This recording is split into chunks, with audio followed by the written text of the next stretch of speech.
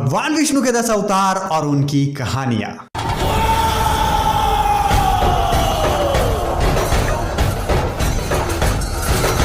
देखो, लॉर्ड विष्णु जो है उन्हें इस वर्ल्ड का प्रोटेक्टर कहा जाता है। वो इस दुनिया की हर एक चीज पर कंट्रोल रखते हैं और दुनिया में बैलेंस मेंटेन करने का काम करते हैं। लेकिन कभी कभार ये बैलेंस बिगड़ने लगता है और तब उसे ठीक करने के लिए लॉर्ड विष्णु अवतार लेते हैं और इसी वजह से उन्होंने बहुत सारे अवतार लिए हैं। लेकिन आज हम जानने वाले हैं उनके दशावतारों के बारे में और उनकी कहानियों के बारे में। और मैं तुम्हें एक और चीज बता दूं कि आज के इस एपिसोड में जो 9वां अवतार है वो काफी ज्यादा कॉन्ट्रोवर्शियल अवतार है। ऐसा इसीलिए क्योंकि बहुत से लोगों का मानना है कि विष्णु जी ने वो अवतार कभी लिया ही नहीं था और बहुत से लोगों का ऐसा भी मानना है कि विष्णु जी ने वो अवतार लिया था। अब वो अवतार कौन सा है और वो इतना कॉन्ट्रोवर्शियल क्यों है, जानना चाहते हो तो बने रहो इस वीडियो के एंड तक। और हाँ, एक और चीज मैं तुम्हें बता दूं कि जो कहानियां मैं तुम्हें बताने वाला हूँ इनके बहुत से वर्जन्स हैं। तो मे भी ऐसा हो सकता है कि जो कहानियां मैं तुम्हें बताऊंगा वो तुमने सुनी हुई कहानियों से थोड़ी बहुत डिफरेंट हो सकती है। सो अगर कुछ इधर उधर हो जाता है तो सीधा कमेंट बॉक्स में जाकर गोलीबारी मत करने लग जाना। तो चलिए शुरू करते हैं। नंबर 1, मत्स्य अवतार। लॉर्ड विष्णु ने यह अवतार दुनिया को रिक्रिएट करने के लिए लिया था। कैसे? आओ चलो बताता हूँ। एक बार राजा मनु सवेरे सवेरे सूर्य देव को जल अर्पित कर रहे होते हैं। तभी अचानक उनके हाथ में एक मछली आ जाती है। वो मछली राजा से अपने लिए एक सुरक्षित घर मांगती है जिससे वो तालाब की बड़ी मछलियों से बच सके। राजा को उस छोटी सी मछली पर दया आ जाती है और राजा उसे एक कमंडलू में रखवाता है। लेकिन वो मछली अचानक कमंडलू से भी बड़ी हो जाती है। इस चीज को देखकर राजा तो पहले काफी हैरान हो जाते हैं, लेकिन बाद में वो उसे एक बड़े बर्तन में रख पाते हैं। लेकिन देखते ही देखते वो बर्तन से भी बड़ी हो जाती है। उसके बाद राजा उस मछली को एक तालाब में और उसके बाद एक नदी में रखवाते हैं। लेकिन मछली साइज में बढ़ती ही रहती है। मछली की बढ़ती साइज को देख राजा को ये तो समझ में आता है कि ये मछली कोई साधारण मछली नहीं है। इसी वजह से वो उस मछली को नदी से निकालकर समंदर में डालने का फैसला करते हैं। लेकिन उसे समंदर में छोड़ते वक्त राजा को ये एहसास होता है कि ये मछली खुद विष्णु जी का अवतार है। तब राजा उस मछली के सामने नतमस्तक हो जाते हैं। एक मछली के रूप में भगवान विष्णु राजा मनु को 7 दिन बाद आने वाले प्रलय के बारे में इन्फॉर्म करते हैं, जिससे पूरी दुनिया तबाह होने वाली होती है। लॉर्ड विष्णु राजा को सारे क्रिएचर्स को इकट्ठा करने के लिए कहते हैं और उन्हें देवों द्वारा बनाया गया एक सेफ जहाज देते हैं जिससे वो प्रलय से बच सके। तब मत्स्य अवतार वहां आता है। राजा उससे अपना जहाज बांधता है और फिर मत्स्य अवतार उन्हें सुरक्षित एक सेफ जगह पर ले जाता है जिससे एक नई दुनिया का क्रिएशन हो सके। नंबर 2, कूर्मा अवतार। देखो, विष्णु जी के इस अवतार की वजह से देवों को अमृत मिला था। एक बार जब देव और असुर समुद्र मंथन करके अमृत पाना चाहते थे तब क्षीर सागर यानी ओशियन ऑफ मिल्क को चर्न करने के लिए देवों ने और असुरों ने मिलकर मंदारा पर्वत का इस्तेमाल किया था। लेकिन समुद्र मंथन के दौरान जब मंदारा पर्वत समंदर में डूबने लगा तब उसका वेट उठाने के लिए भगवान विष्णु ने एक कछुए का अवतार लिया। इसे ही कूर्मा अवतार कहा जाता है। नंबर 3, वराह अवतार। अगर तुमने कांतारा मूवी देखी है तो तुम्हें उस मूवी में वराह अवतार का जिक्र मिलेगा। जया और विजया नाम के 2 भाई थे जिन्हें ऋषि सनक के द्वारा श्राप मिलता है। एक्चुअली हुआ कुछ यूं था कि इन दोनों भाइयों ने ऋषि सनक को विष्णुदेव को देखने से रोक लिया था। इसी बात पर क्रोधित होकर ऋषि सनक ने उन्हें श्राप दे दिया कि वो 3 बार राक्षस का जन्म लेंगे और हर जन्म में विष्णु जी उनका वध करेंगे।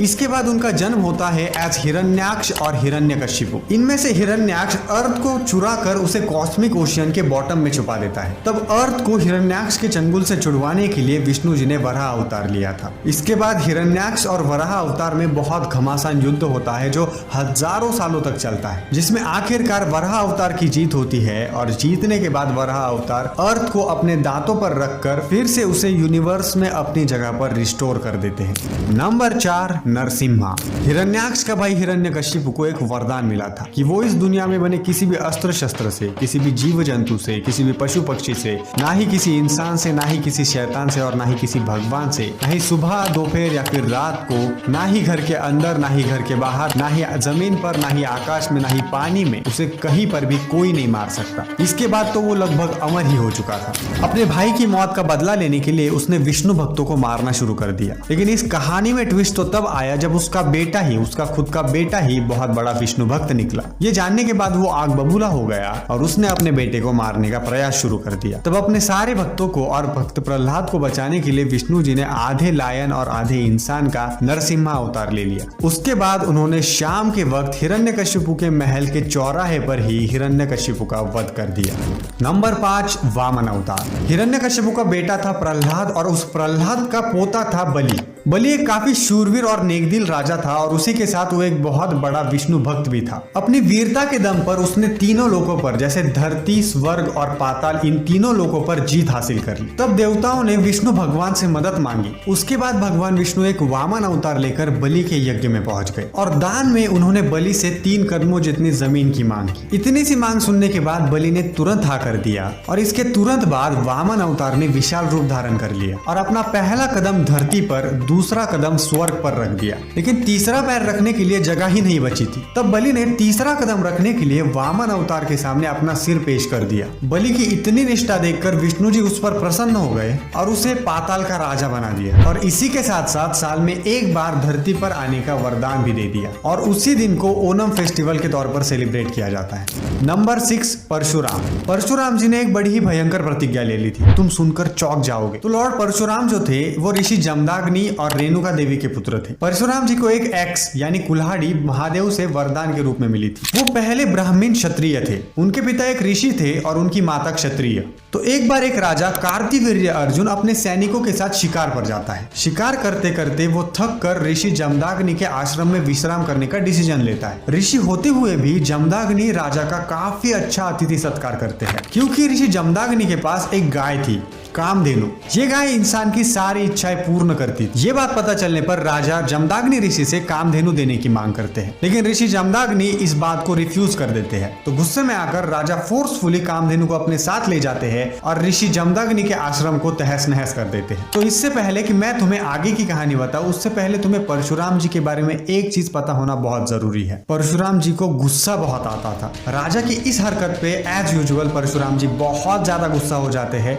वो सीधा राजा के महल में जाकर राजा का सिर काट देते हैं और उसी के साथ साथ उसकी पूरी आर्मी को डिस्ट्रॉय कर देते हैं और कामधेनु को वापस लेकर आते हैं। लेकिन इसके बाद असली पंगा शुरू होता है, क्योंकि राजा का जो बेटा था वो अपने बाप के मौत का बदला लेना चाहता था और इसी बदले को पूरा करने के लिए वो ऋषि जमदाग्नि को मार देता है। तब परशुराम जी एक बहुत ही ज्यादा भयंकर प्रतिज्ञा लेते हैं। परशुराम जी 21 क्षत्रियों को और उनकी सेनाओं को मारकर खून से 5 तालाब भरने की कसम खा लेते हैं और इसके बाद ही किल 21 क्षत्रियास।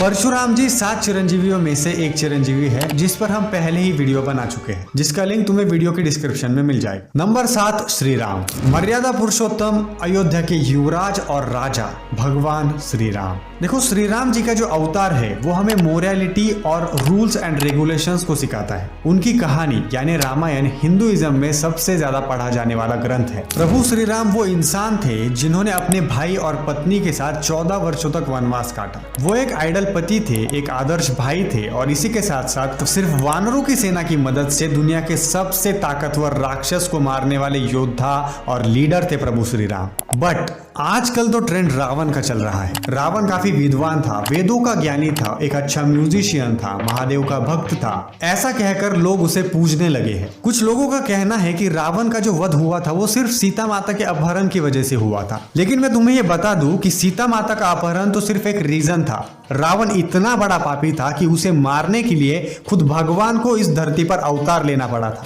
अगर तुम रावण के पापों का कच्चा चिट्ठा जानना चाहते हो तो नीचे कमेंट करो, हम उस पर भी एक डेडिकेटेड वीडियो तुम्हारे लिए लेकर आएंगे। नंबर 8 और 9। देखो, नंबर 8 पर है भगवान श्री कृष्ण। अब इन्हें कौन नहीं जानता। चाहे वो कंस का वध हो या फिर महाभारत का युद्ध, इन्होंने धर्म की रक्षा में कोई कसर नहीं छोड़ी। लॉर्ड कृष्णा लव, चंचलता, चालाकी, करुणा और कर्तव्य के प्रतीक माने जाते हैं। उन्होंने सिर्फ धर्म की रक्षा ही नहीं की बल्कि लोगों को धर्म के मार्ग पर चलना भी सिखाया और इसका सबसे बड़ा एग्जाम्पल है भगवद गीता, जिसे पढ़ने से ही बहुत से लोगों की जिंदगी बदल चुकी है। भगवद गीता इतना महान ग्रंथ है कि उसमें इस पूरी दुनिया का सार समाया हुआ है। नंबर 9। अब यहाँ शुरू होती है कंट्रोवर्सी। देखो, कुछ पुराणों के अकॉर्डिंग बलराम जो भगवान कृष्ण के बड़े भाई थे, उन्हें 8वां और लॉर्ड कृष्णा को 9वां अवतार बताया गया है। बट एज वी नो कि बलराम जो थे वो शेषनाग का अवतार थे और शेषनाग कहीं ना कहीं विष्णु जी का ही अंश है। बट द मोस्ट कंट्रोवर्शियल अवतार is not Balram, he is Gautam Buddha. देखो, इस अवतार को एक्सेप्ट करने वाले और अनएक्सेप्ट करने वाले बहुत से लोग हैं,